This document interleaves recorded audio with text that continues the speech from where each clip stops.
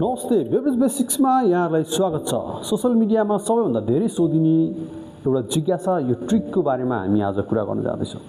त्योभन्दा पहिला मेरो हातमा भएको यो टनिक वाटर, यो देख्ने बित्तिकै हामी धेरैजनाको माइन्डमा एकदमै पपुलर समर ककटेल जिन एन्ड टनिक आउँछ।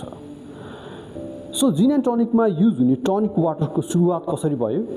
एउटा मलेरिया र फिभरको डिजिजको रूपमा ओरिजिन भएको कम्पाउन्ड कसरी आज one of the highest selling carbonated ड्रिङ्क्सको रूपमा रहन गयो, त्यसको बारेमा हामी आजको भिडियोमा चर्चा गर्नेछौँ। 19th सेन्चुरीभन्दा पहिला साउथ अमेरिकन कन्ट्री परुमा त्यहाँको नेटिभ पिपुलहरूले सिन्कोना ट्रीको बार्कमा पाउने क्युनिन कम्पाउन्ड जुन चाहिँ मलेरिया र फिभरको डिजिजको रूपमा काम गर्छ भन्ने कुरा पत्ता लगाइसकेपछि त्यो कुरा ब्रिटिसहरूले आफ्नो कोलोनियल एरियामा आफ्नो सोल्जरलाई फिभर र मलेरियाको मेडिसिनको रूपमा युज गर्न थाल्छ। ट्रपिकल एरियाजहरू लाइक इन्डियामा आउँदाखेरि आफ्नो सोल्जरलाई उनीहरूले क्युनिन कम्पाउन्डलाई एडिसनल कुराहरू, यसको जुन सार्प बिटरनेसलाई कम गर्नको लागि यसमा सल्ट, एसिडिक, वाटर, सुगर जस्तो कुराहरू एड गरेर दिन थाल्छ।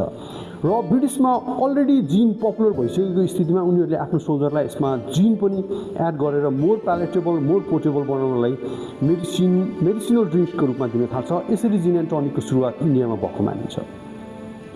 सो अहिले आएर ब्रान्ड्सहरू लाइक स्वेट्स, सिबी, फिभर ट्रीहरूले चाहिँ त्यो क्लिनिङलाई ब्यालेन्स गर्नको लागि यसमा विभिन्न अरू एडिसनल कुराहरू पनि एड गर्छ र अहिले tonic water one of the highest selling carbonated ड्रिङ्क्समा पर्न जान्छ। तपाईँहरूको फेभरेट टनिक वाटरको ब्रान्ड कुन हो? Please comment down.